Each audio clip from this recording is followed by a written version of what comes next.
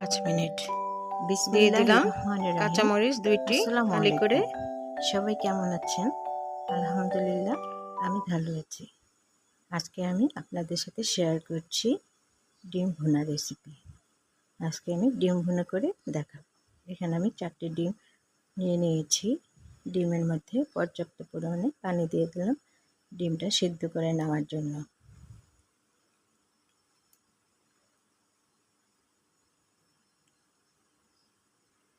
লবণ দিয়ে দিলাম। লবণ দেওয়ার কারণে ডিমটা কোথাও ভাঙা থাকলে ডিমের ভিতর থেকে বেরিয়ে আসবে না, তাই ডিম দিয়ে সিদ্ধ করাই ভালো। আমি সবগুলো ডিম ছিলে নিয়েছি, খোসা ছাড়িয়ে নিয়েছি। এভাবে একটু কেটে নিলাম যাতে রান্না করার পরে ডিমের ভিতরে মশলাটা ঢুকে।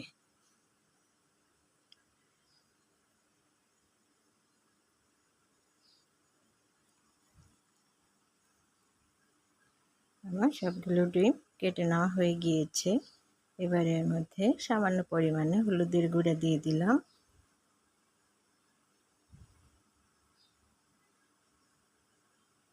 লবণ দিয়ে দিলাম স্বাদ মতো, মেখে নিয়েছি। এবার একটা চুলায় কড়াই বসিয়ে তেল দিয়ে দিলাম, রান্নার তেল। কড়াইটা গরম হয়ে যাওয়ার পরে তেল দিয়েছি। এবার তেলটা গরম হয়ে যাওয়ার পরে আমি এর মধ্যে ডিমগুলো দিয়ে দিয়েছি।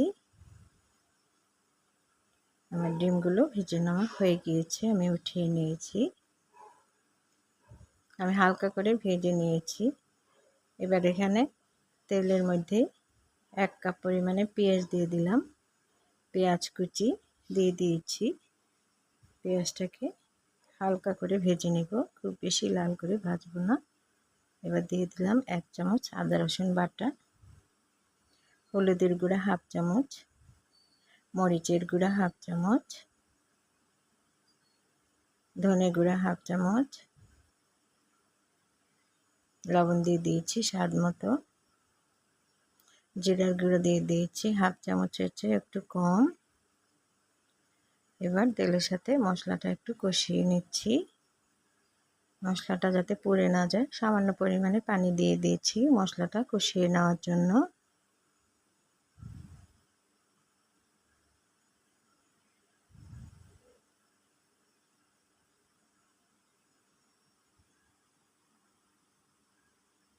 একটা টমেটো কুচি করে কেটে দিয়ে দিয়েছি।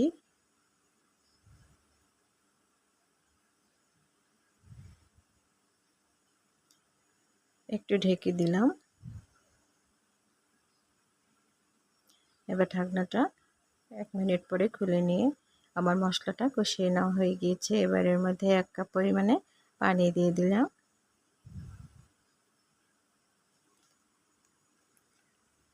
বলক চলে আসার পরে এর মধ্যে আমি ভেজে রাখা ডিমটা দিয়ে দিলাম।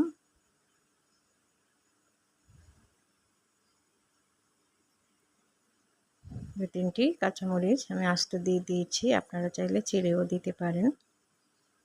এর উপরে আমি আবারও একটু টালা জিরের গুঁড়া হালকা করে দিয়ে দিয়েছি। আমার রান্নাটা হয়ে গিয়েছে।